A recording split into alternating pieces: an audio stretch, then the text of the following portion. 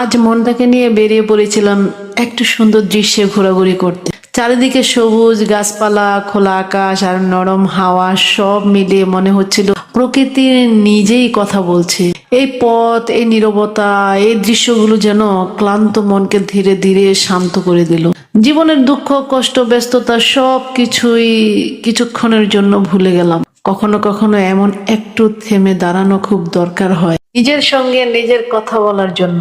আজকে এই ছোট্ট ভ্রমণ আমাকে আবার নতুন করে বাঁচতে শিখিয়ে দিল। প্রকৃতির এই সৌন্দর্য মনে জমে থাকুক অনেক দিন। সবুজের ছায়া আর হালকা বাতাস, মনে হচ্ছিল প্রকৃতি নিজেই কথা বলছে। পায়ের নিজের পথটা যেন আমাকে ধীরে হাঁটতে বলছিল, আর চোখ দুটোকে বলছিল আজ শুধু দেখো, কিচ্ছু ভেবো না।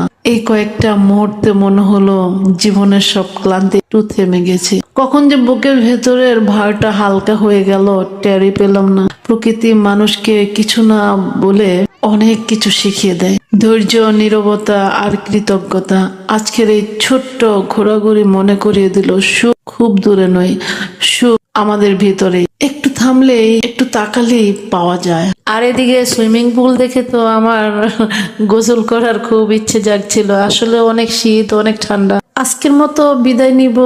আল্লাহ হাফেজ, আসসালামু আলাইকুম।